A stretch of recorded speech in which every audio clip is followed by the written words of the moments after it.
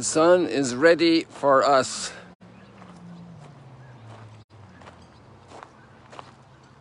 The birds are beginning to move. Yesterday as well I saw a bunch, and 2 days ago. Now it's getting brighter and readier. I could have started 2 minutes earlier, but I wasn't ready for the sun.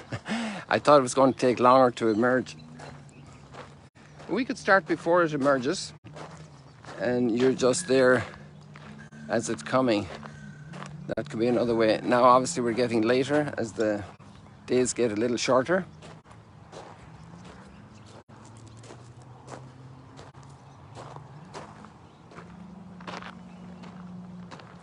Welcome everybody that's here.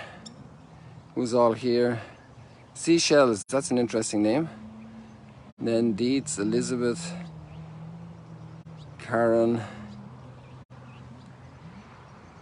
Idea Wookner, hello there, long time no see. Kentucky calling, Paula. So it's good that you're all coming in here, and we have another day. We have a challenging reading this morning. Most of the time the readings are challenging because that's the nature of Scripture. That's actually the nature of dialogue, all relationships. There's a burden with every person, isn't there? The question is, what kind of a burden is the person and how do I approach it? Person is very heavy. Person is very heavy. That's why it's always good to share, especially sorrow, because it divides it. But to share joy really is an extraordinary gift. To share joy, it multiplies it. It's interesting how it works in the opposite direction. If you share sorrow, it's divided. That's why it's so important to be close to people when they're suffering, when there's bereavement, when there's worry, so they don't feel alone and have to carry it on their own. And then when there's joy, it's very important to be there, because then everybody can celebrate together and joy is multiplied. Now there's a very strange invitation today. And it's very strange. Strange means different. That's not normal. That's out of the ordinary. That's out of the box. Strange means that it's not our normal run-of-the-mill type of thing. And there's two very strange things about the words of Jesus today. The prophet in the first reading is bringing consolation to the people, that the battle of the evil oppressor is at an end, that there will be peace, that God is the God of life. And that even makes the gospel reading even stranger. If God is the God of life and He creates so much goodness and beauty, now we have two things coming along here. One thing is Jesus' words about Himself, and the way He talks, I. You know, He's coming across as the source of life. Like, who's able to say that? I will give you life. I will do it for you. I think in reality, when we realize I can't do too much, although we can do a lot more than we think, I suppose. We can do a lot to help others and to provide life, like parents do for children.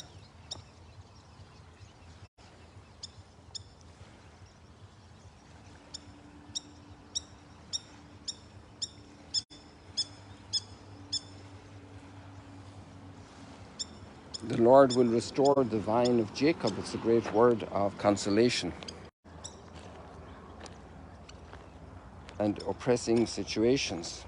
But actually, Jesus doesn't offer us that. Jesus says, if you take up your cross and follow me. Who wants to do that? Who wants to take up their... There we go. Lost a lot of people. I'm sorry. I apologize.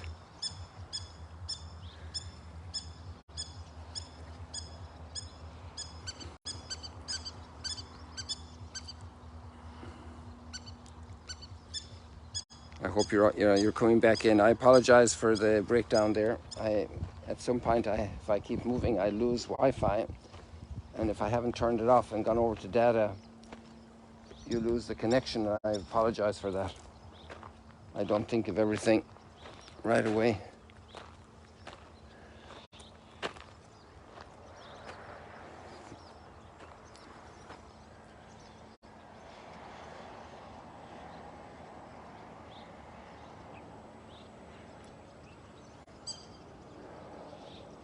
There's a powerful description of war, the horrors of war, the crack of the whip, the rumbling sounds of wheels, horses a gallop, chariots bounding, cavalry charging, the flame of the sword, the flash of the spear, the many slain, the heaping corpses, the endless bodies.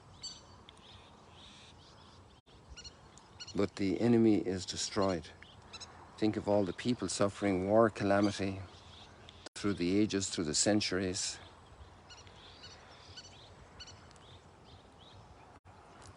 What a disaster. But there's a promise of recovery.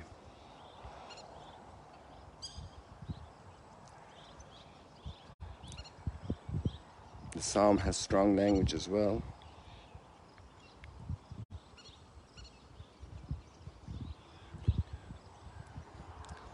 People, my little delay here is I'm having problems with my text phone here.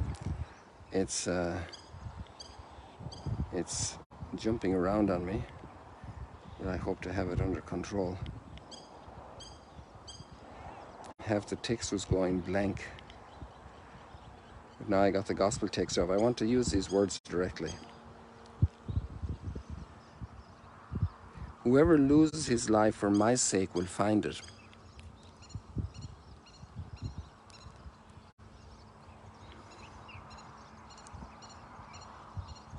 The Son of Man will come with his angels in his Father's glory. These are statements that no human being could make on their own.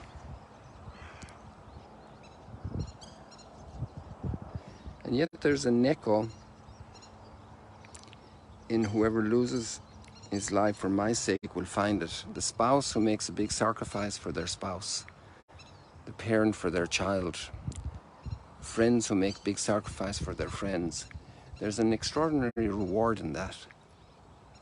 There's an extraordinary peace and happiness and fulfillment of laying down life for others. But let's go back to this word. Whoever wishes to come after me must deny himself. So if you want to follow me, deny yourself. This is Jesus' words. So for those who are participating here in this chat who are not Christian and you don't understand Christians, this is probably one of the roughest pieces for you to try to figure out. Why do Christians in such abundance, more abundant than all these little flowers here, why do they follow Jesus all the time? And actually then it's another hard question for Christians ourselves, because it's asking us, am I really doing that? Because if I want to show that I'm a Christian, if I want to express my Christian identity, it means I will deny myself. That sounds like a contradiction. While I'd have fulfillment denying myself.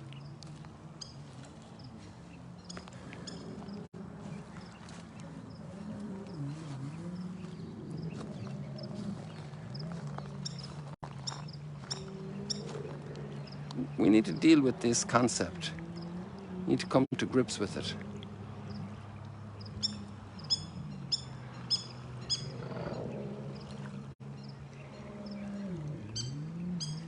Now, obviously, there's a context as well, which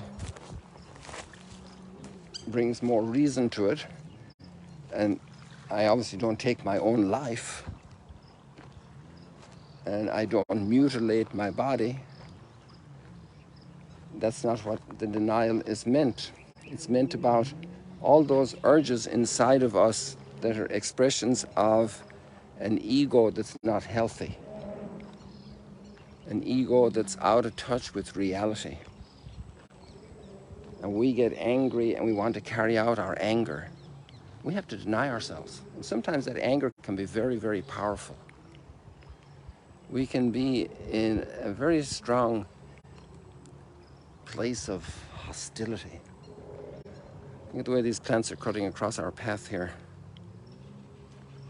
making it not easy to get through. I'm not going to try and break them down now.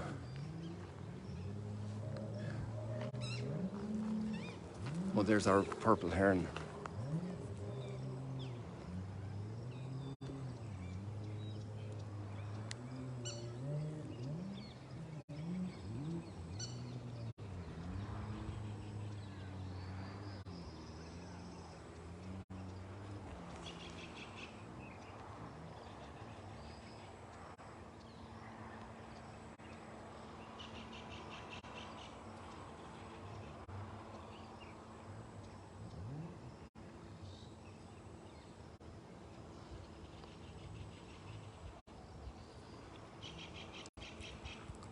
Or sometimes we have a tremendous urge for pleasure and to deny ourselves. To say, no, I don't need that third bar of chocolate,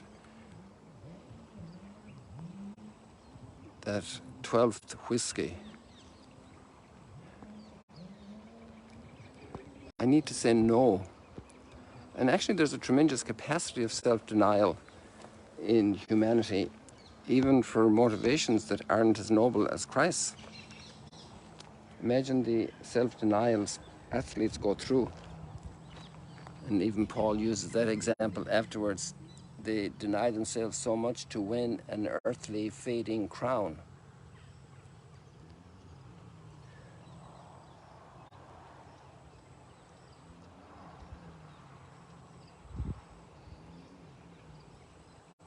Whoever wishes to come after me must deny himself, take up his cross and follow me. And this has been the path of millions that have chosen to do this. This is where Christianity really tests out as its best. This victory over oneself. And then that's particularly shown in martyrs who don't hate. There we got another purple heron. Not sure if it's the same one. I really want to get her in the sunlight. That'll be a nice image.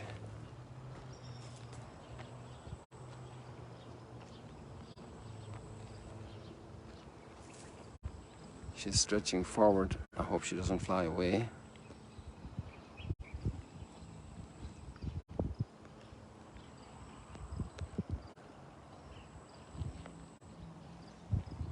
There, we got her.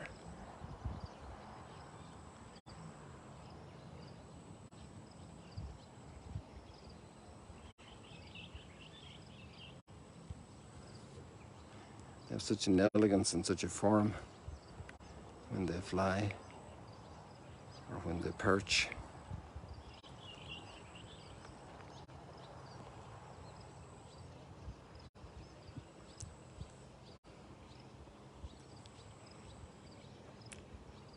Whoever wishes to save his life will lose it. The investment of giving ourselves generously, of forgiving, of helping somebody who was mean, it goes against the grain. Maybe that's the best expression of saying to deny oneself. It's what goes against our grain, even backed up by a sense of justice, by a sense of fairness. And yet we can make that extra step of generosity to deny ourselves. This is where saints are built. And there's extraordinary happiness. Now Jesus ties it in to himself. Whoever does it for me.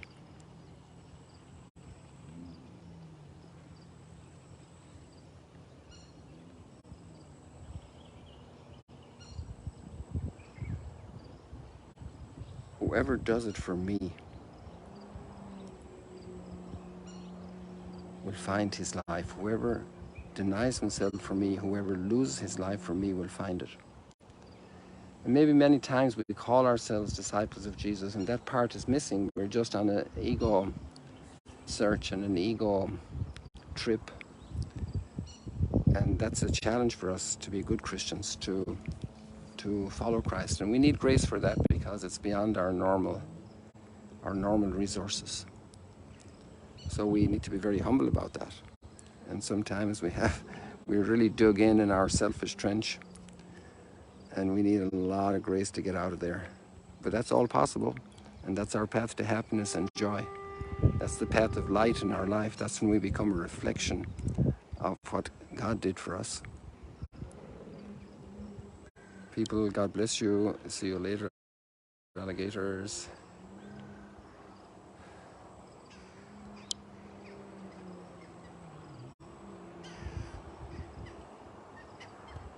I think I'm going to have this one here for the Instagram post, hopefully.